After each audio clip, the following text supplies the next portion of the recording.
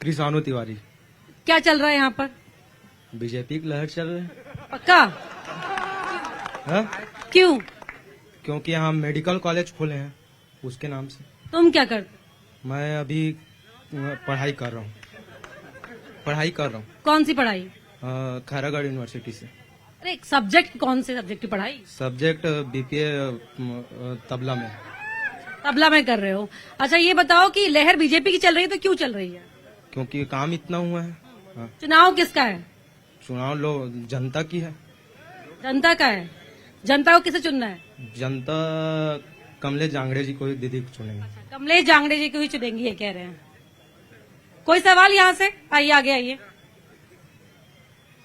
जी, मैं बीजेपी के प्रवक्ता से सवाल करना चाहूंगा। जो 2014 में ये बोलकर आए थे कि 2 करोड़ हर साल रोजगार देंगे करके, उनसे पूछना चाहता हूं आज 10 साल हो गया, कितने करोड़ रोजगार दिए हैं आप बताइए। 10 साल का हिसाब किताब दीजिए खिलावन साहू जी। 10 साल का हिसाब किताब ये है कि जिस भव्य राम मंदिर के लिए, राम मंदिर, वो रोजगार की बात करें आप। नाम राम मंदिर के लिए वो रोजगार की बात करें। 72,000 हिंदू शहीद हुए थे। वो रोजगार की बात, रोजगार भटके मत, रोजगार की बात। उसमें भी रोजगार मिला है। किसको मिला उसमें रोजगार? में छोटे जो अयोध्या के लोगों को ना, व्यापारियों को। वो युवा रोजगार की बात। युवाओं को भी मिल रहा है। हमारी सरकार यहाँ कितने युवाओं को लोन दे रही है। यहाँ के लोगों को भी रोजगार दे रही है सरकार। ठीक है। मेरा सवाल भाजपा और कांग्रेस दोनों प्रवक्ताओं से है। जिला अस्पताल जांजगीर में व्याप्त सुविधा, यहाँ साल भर हो गया है, मशीनें बिगड़ने बनने का खेल चल रहा है, ओपीडी में डॉक्टर नहीं बैठ रहे हैं, गर्भवती महिलाएं घंटों खड़े होकर अपने इलाज का इंतजार करती हैं। हद तब हो जाती है जब सोनोग्राफी का डॉक्टर, यहाँ पूरे जिला अस्पताल जो जांजगीर का सबसे बड़ा अस्पताल है, सोनोग्राफी का डॉक्टर ही नहीं है। वो गर्भवती महिलाएं, वो महिलाएं क्या करें, इलाज कहाँ के लिए जाएं? दोनों पार्टी इस बारे में अपने वक्तव्य को देवें। जी, जिला अस्पताल तो है लेकिन डॉक्टर नहीं है। नहीं भाई साहब को भी जानकारी नहीं होगी। विधायक चुनने के बाद मैंने शिक्षा स्वास्थ्य पर ध्यान दिया, इसीलिए वर्तमान में जिला चिकित्सालय जांजगीर में व्यवस्थाएं सुधर रही है। पूर्ण व्यवस्थित नहीं है, व्यवस्था सुधर रही है। सोनोग्राफी, सीटी स्कैन और विभिन्न प्रकार के जितने भी जांच है, सभी जांच वर्तमान में यहाँ पे हो रहा है। भाई साहब कृपा करके वर्तमान में जाकर एक बार जिला चिकित्सालय का निरीक्षण कर ले। जी आगे आइए। भाई ने जैसे बोला कि जिला अस्पताल के बारे में, भाई को बताना चाहूंगा कि डायलिसिस के मरीज खड़े होके बिलासपुर रायपुर जाके लाइन लगाते थे। डायलिसिस की व्यवस्था पिछले सरकार में हमारे नेता भूपेश बघेल जी के द्वारा किया गया। और एक भाई बोल रहे थे मेडिकल कॉलेज दिया है। अरे भाई, मेडिकल कॉलेज यहाँ के पूर्व मुख्यमंत्री भूपेश बघेल जी के द्वारा दिया गया है, जो अभी पूर्ण रूप से तैयार होने वाला है। उसको तो कांग्रेस दी है भैया। आप लोग बीजेपी कभी भी, बच्चे लोग जितने भी खड़े हैं, बेरोजगारी के बारे में बात नहीं करेगी, राम मंदिर के बारे में बात करेगी। जब मोदी जी आए थे, प्रधानमंत्री बने थे, तो हमेशा बोले थे कि मैं बेरोजगार दूं, मैं सब बेरोजगार हैं उनको रोजगार दूंगा। किसी को रोजगार नहीं दिए। सिर्फ और सिर्फ अब पूरे जनता जाएंगी है, भांडा फूट चुका है, कांग्रेस की सरकार बनेगी। मोर नाम नूतन कुमार भारद्वाज है। अब मोर सवाल है बेरोजगारी भत्ता ऊपर है। मोला 4 से 5 महीना हो गए, मोला बेरोजगारी भत्ता नहीं मिला थे। और मैं यहाँ गाँव ला छोड़ के यहीं रहे आए हूँ। सीधे खड़े रहो, यहाँ माइक ऊपर कर लो, सीधे खड़े रहो। मैं यहाँ गाँव ला छोड़ के पढ़े बा आए हूँ। और जो मोला 2500 बेरोजगारी भत्ता मिला रही, सो मोला नहीं मिला थे। पहले मिलता था? मिलता था पहले। कितने वक्त तक मिलता रहा? अब लगभग 4 महीने तक मिला था 2500 रुपया। अब 4 से 5 महीना हो गया, अभी बेरोजगारी भत्ता नहीं मिल रहा है। खिलावन साहू जी, क्यों बेरोजगारी भत्ता बंद कर दिया? हम लोग बेरोजगारी भत्ता नहीं बंद किए। इन लोग प्रोपोगंडा किए थे कांग्रेस वाले। जो है, एक गांव में एक आध जने को बेरोजगारी भत्ता मिलता था, पता कर लीजिए। और हमारी सरकार जो है सबका साथ, सबका विकास, सबका प्रयास, इस पर विश्वास करती है। उनका बेरोजगारी भत्ता बंद हुआ, वो क्या, उसके लिए क्या? उनका कोई बेरोजगारी भत्ता बंद नहीं हुआ है। केवल जो है एक लोगों को जो है एक गाँव में जो है मुश्किल से मिलता था। 25 रुपया देने का कांग्रेस भूपेश बघेल जी की सरकार में छत्तीसगढ़ के 1,30,000 बेरोजगार भाइयों को 25 रुपया महीना मिलता था, जिसमें एक भाई मेरे अभी खड़े हुए हैं। 1,30,000 बेरोजगारों को मिलता था।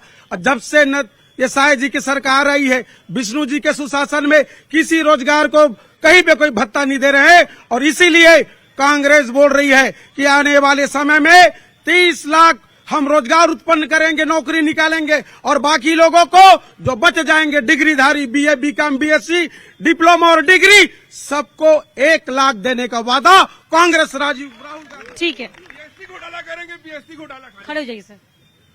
कांग्रेस बोलती है कि 30 लाख को रोजगार देंगे।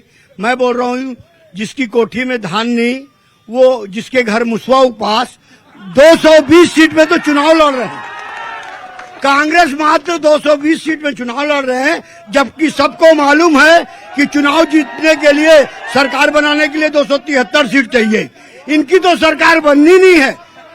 जिस प्रकार अमित जोगी जी ने कहा था कि मैं 400 रुपए धान का क्विंटल दूंगा, उसी प्रकार ये राहुल गांधी का घोषणा पत्र है।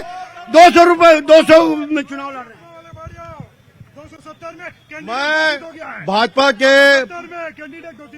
भाजपा से प्रश्न करना चाहता हूं कि 2014 से लेकर के 2024 तक हमारे देश के प्रधान सेवक द्वारा कहा जाता था ना खाऊंगा ना खाने दूंगा।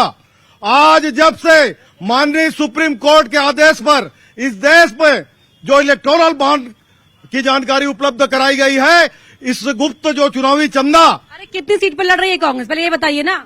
मैं ये कह रहा हूं, इनका कहना यह है कि आप बेरोजगारी के बारे में बात मत कीजिए। आप जवाब ही दे रहे हैं, सवाल का जवाब दीजिए। पहले आप ये स्पष्ट करिए कि आप चुनाव जीतेंगे कैसे, और जीतेंगे तो 1-1 लाख रुपया कैसे देंगे। अडानी अंबानी का केस वो कह रहे हैं कि कैसे देंगे। आइए आगे आइए, रुकिए, आप आगे आइए। अरे सशक्त नारी कैसे बनेंगे, सवाल नहीं पूछेंगी तो। जैसे किसानों का हजारों करोड़ों कर्जा माफ हुआ था, वैसे ही सारे लोगों को 1 लाख रुपए मिलेगा।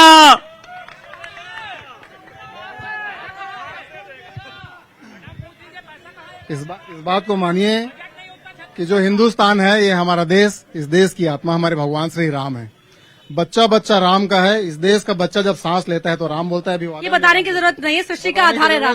बताने की जरूरत है। आगे बढ़िए, नहीं सवाल पूछिए, कायदे का सवाल पूछिए। 2018 से 2023 तक कांग्रेस की सरकार थी।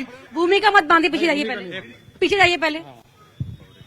पूरे भारत में अगर किसी राज्य में सबसे ज्यादा भ्रष्टाचार हुआ है तो वो है छत्तीसगढ़ की भूपेश सरकार, ठग सरकार।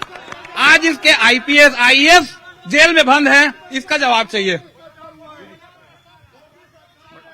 मैडम 1 लाख करोड़ की बात करते हैं, 45 लाख करोड़ देश का बजट है, 54 लाख करोड़ खर्च करेंगे, कहां से आएगा इतना पैसा 1 लाख रुपए देने के लिए।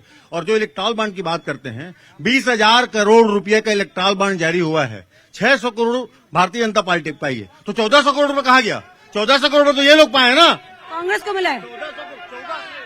गाय की मांस बेचने वाली कंपनी से चंदा लेने वाले गाय को माता बोलते हैं। राष्ट्रवाद की बात करते हैं, महंगाई चरम पे है, बेरोजगारी चरम पे है, और बीफ कंपनियों से चंदा ले रही है, तो समझ में नहीं आता कहाँ का राष्ट्रवाद है। खोखला राष्ट्रवाद है आप लोग का। आगे आइए, आगे आइए। देखिए, ये पाकिस्तान का नारा लगाते हैं, हिंदू मुसलमान करते हैं, ये पाकिस्तान कंपनियों से चंदा ले रहे, बीफ कंपनियों से चंदा ले रहे, ये गौ मांस के नाम पर राजनीति करते हैं। ये लोग क्या बात करेंगे भारतीय जनता पार्टी के लोग। ये देशभक्ति और अन्य विषयों में पूछ रहे हैं। कांग्रेस की पूरी टीम से मैं पूछना चाहता हूं, इस देश के आजादी में ऐसा कोई 3 कांग्रेस पार्टी का सदस्य बताएं जिन्होंने देश में आहुति दी है अपनी, जिन्होंने इसके अंग्रेज की सरकार में फांसी में जिनको लटकाया गया है, ऐसा कोई 3 बताएं। ये देश को हमने आजाद कराया है कहते हैं ये देशभक्त, कोई 3 कांग्रेस नेताओं का नाम बता दें। कोई 3 हिंदुओं ने मारा है इस देश के गांधी को, कोई मुसलमान नहीं मारा है इस देश के गांधी को, जिन्होंने। और ठीक है, वो 3 कांग्रेसी पूछा। आगे आइए, सवाल किसका, आगे आइए। सब यहाँ पर देख रहे हैं, तभी छत्तीसगढ़ में विकास नहीं हो पा रहा है, क्योंकि आप सवाल नहीं पूछ पा रहे हैं। यहाँ कोई सवाल किसी के पास? बीजेपी वाले यदि भारत के आजादी में अपना एक नाखून भी कटाए है तो बता दे। जो भी आजादी में अपने जान की आहूत लगाई है वो कांग्रेस के थे। भगत सिंह आजाद थे, खुदीराम बोस थे, चंद्रशेखर आजाद थे, ये सब थे। और